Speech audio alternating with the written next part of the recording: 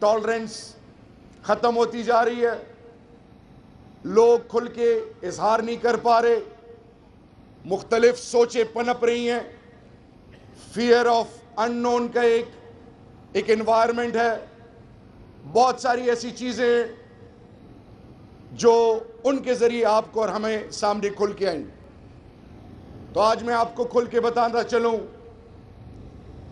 کہ یہ ریاست خدا داد پاکستان، جب ہم اس کی بات کریں اور ریاست مدینہ کے ساتھ اس کی نسبت جوڑیں تو وہ ریاست جس میں مذہب، مسلک، رنگ اور نسل اور زبان کی تمام تر وہ ماضی کی کوتاہیاں تھیں، اس کی نفی کا نام تھا مدینہ کی ریاست۔ وہ تمام چیزیں جو انسانیت کو پولرائز کر رہی تھی، انسانوں کو ایک دوسرے کے ایٹ آرمز لینتھ اور پلس ایٹ ڈریگز ڈرون، ایک دوسرے کے دست و گریبان جب انسانیت تھی پہلے جو اپنے بچیوں کو زندہ درگور کرتے، اس کی نفی کا نام تھا مدینہ کی ریاست۔ پھر مجھ سے پوچھا گیا کہ آج آپ اپنی ذات کے حوالے سے کون سی ایسی مووی ہالی ووڈ کی، تو میں نے ڈاکٹر شنڈلر لسٹ کی بات کی، اور ابھی میں آپ کے سامنے تھوڑا سا ٹائم لوں گا، لیکن this is very important for the youth of Pakistan. اور یہاں کی جو کی اسٹیک ہولڈرز ہیں جو اس وقت تھوڑے سے کنفیوز وائبز دیے جا رہے ہیں، 5th جنریشن وار، ہائیبریڈ وار ہم پر امپوز کر دی گئی ہے، جو سب سے زیادہ ذہن پر اثر کرتی ہے۔ ہمیں مختلف طریقوں سے اضطراب میں، کنفیوژن میں مبتلا کر کے ڈیوائیڈ اور ڈسٹریکٹ کرنے کی کوشش ہے۔ اس لیے یوتھ کے ساتھ آج کے اس ایونٹ میں انٹریکشن اس حوالے سے اور اس پہ بات کرنا بہت ضروری ہے۔ 2016 میں پارلیمنٹیرینز گئے انگلستان، اور وہ the then speaker of the national assembly اور بہت سینیٹرز ایم این ایز تھے، ہم ہاؤس آف کامنز میں بیٹھے جنہوں نے ہمیں 1857 سے 1947 تک 90 سال رول کیا، اور آج قرآن اور نماز پڑھنے میں ہمیں عربی تو سمجھ خود نہیں آتی، نماز کی بھی سمجھ نہیں ہے، نہ قرآن اور حدیث کو صحیح سمجھے، نہ اللہ کو صحیح پہچانا، نہ اللہ کے معبود سے وہ تعلق بنا۔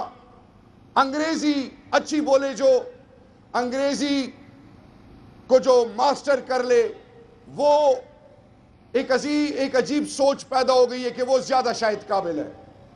اس 90 سال کی اس دور کی جو حکومت تھی، اس کے ہاؤس آف کامنز میں جب ہم بیٹھے تو ہم سے سوال کیا گیا کہ why would you invest on madrasas؟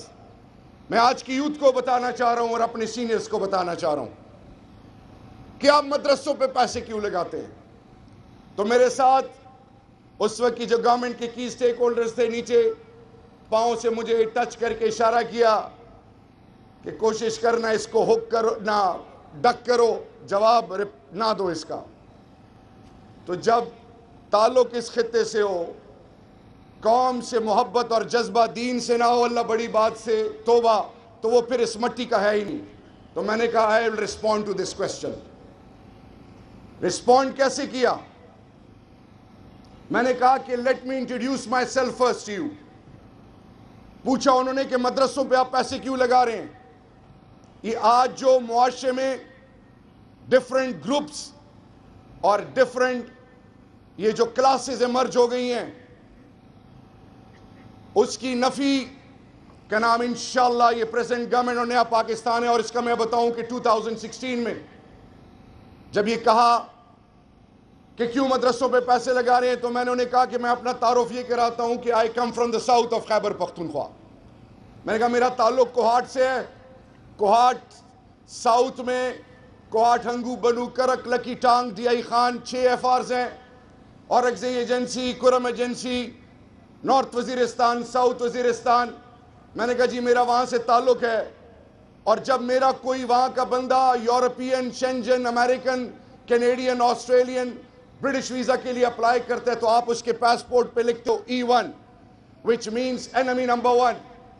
میں نے کہا آپ یہ لکھتے ہیں، لیکن میں اور میری وجود جو ابھی میں آپ کے سامنے ہاؤس آف کامنز میں کھڑا ہو کے بات کر رہا ہوں، تو میرے اس پریزنس اور وجود کے لیے اس اللہ خالق کائنات کے بعد، میرے ماں باپ کے بعد، وہ کیتھولک چرچ، وہ ننز، وہ فادر ایکولی رسپانسبل ہیں، کیونکہ میں missionary school Saint Joseph convent Kohat سے پڑھا، اور میرے بزرگوں نے 1950 کے عشرے میں مسیح بھائیوں کو ویلکم کیا، انہیں کہا کہ آؤ KPK میں اسکول بھی بناؤ، دیر چترال کے بچے بھی تھے، پورے KPK اور قبائلی علاقے کے بچے بھی پڑھتے تھے۔ ہم 1950 میں تو آپ کی سوچ کے مطابق E1 نہیں تھے، لیکن 2016 میں جب میرے لوگوں نے 70,000 سے زیادہ قربانیاں دی، میرا KPK اور فاٹا کا گھر گھر وار آن ٹیرر اور انسانیت کے لیے ہم بگسٹ وار آن لینڈ لڑ رہے ہیں۔ ہمارے مسجدیں، مدرسے، ہمارا سوویت انویژن آف 1979 سے میرے قبائلی علاقے میں ہر طرف امن اور عزت اور انسانیت کو فروغ دینا was the ultimate objective of all the key stakeholders of KPK and FATA. لیکن 2016 میں آج مجھے آپ enemy number 1 سمجھتے ہیں، تو وہ جو فیس ایکسپریشنز تھے، کاش میڈیا اس کو ہائی لائٹ کرتی اور آپ دیکھتے۔ اور پھر میں نے کہا انہیں کہ نیکسٹ سٹیپ یہ کہ اب مدرسوں پہ ہم پیسے کیوں لگا رہے ہیں۔ میں نے کہا جی آپ کے ہاؤس آف کامنز میں 26 آرچ بشپس بیٹھے ہوئے ہیں، church of London, church of Rome, چاہے وہ کیتھولک ہیں چاہے وہ پروٹیسٹنٹ ہیں، وہ کروڑوں پاؤنڈز اور یوروز اور ڈالرز لگا کے دونوں چرچ پہ لگاتے ہیں۔ آپ نے تو کبھی کسی نے یہ آواز نہیں اٹھائی کہ مشنری سکولز یا کلرجی پر، چاہے وہ کیتھولک ہیں چاہے وہ پروٹیسٹنٹ ہیں چاہے وہ کسی اور مذہب کے ہیں، اس پر پیسے کیوں لگ رہے ہیں۔ مدرسہ عربی میں کہتے ہیں سکول کو۔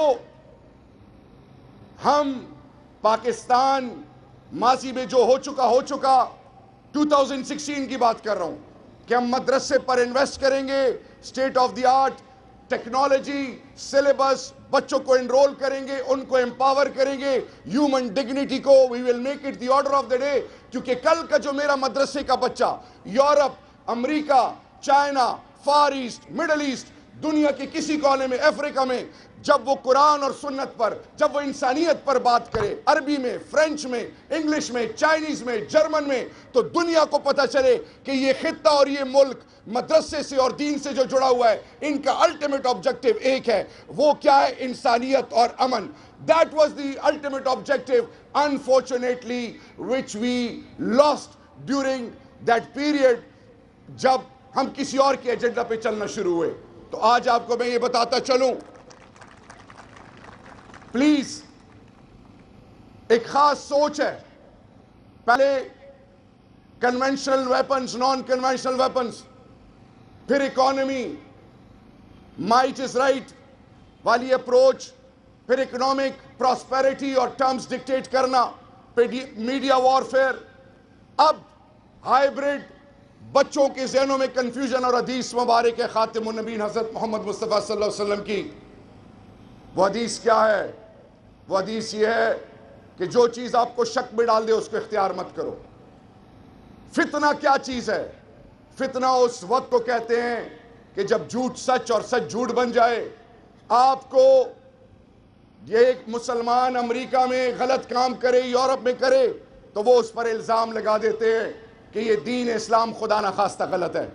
اگر آج ایک ادارے کا ایک شخص غلط کام کرے، ایک سیاستدان غلط کام کرے، ایک وکیل غلط کام کرے، ایک زبان اور علاقے کا ایک شخص، ایک مسلک کا شخص غلط کام کرے، ایک انسٹیٹیوشن، چاہے وہ آرمی ہے چاہے وہ پولیس ہے، اس کا ایک شخص اگر غلط کام کرے، ڈزنٹ مین کہ وہ ملک، وہ زبان، وہ قوم، وہ علاقہ، وہ ادارہ یا وہ مسلک یا وہ مذہب اس کے لیے رسپانسبل ہے۔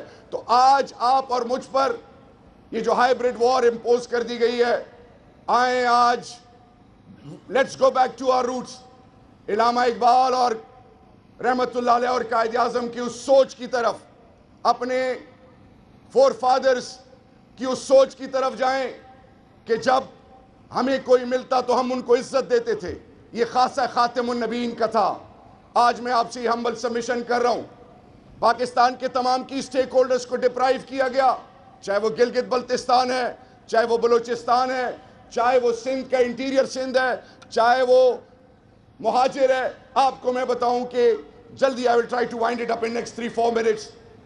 مہاجر قوم جو کراچی میں آباد ہے, 1970 میں 53% bureaucrats were from Karachi, Hyderabad and they were مہاجرز. اور جب کوٹا سسٹم آیا, پھر ان کو ایسے لیڈر ملے جنہوں نے زبان کی بنیاد پہ جب سیاست شروع کی, تو آج کراچی میں ان مہاجروں کی زندگی دیکھیں, پانی کے ایک ایک بون کے لیے ترس رہے ہیں. اسی طرح حیدرآباد سے جب نکلتے ہیں, انٹیریئر سندھ میں جب آپ جاتے ہیں, انسان اور ایمان جس اضطراب میں گزر رہے ہیں. اور کلاسک اگزامپل آپ کے اور پوری قوم کے سامنے, بہت پینے کا پانی تو چھوڑے, انسان کے ساتھ کیا ہو رہا ہے. پنجاب کی حالت دیکھ لیں, بلوچستان کی حالت دیکھ لیں.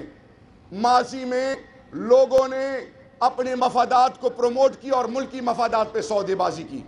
آج وقت آ گیا ہے, آج یوتھ کو امپاور کرنا ہے, یوتھ پر انویسٹ کرنا ہے, یوتھ کو عزت دینی ہے, یوتھ کو یہ احساس دلانا ہے, کیونکہ main driving force, you are the hope, you are the future of Pakistan. آج پاکستان کے اکراس دا بورڈ, چاہے وہ کسی علاقے, کسی پارٹی, کسی سوچ کی عکاس کیوں نہیں ہے, یہ حکومت کی ذمہ داری ہے, ریاست کی. اور اسی طرح مدرسوں کی, مساجد کی, تمام مذاہب کی, چاہے وہ جس سوچ جس فکر کے کیوں نہیں ہے, ان کو عزت دینا ہماری ذمہ داری ہے.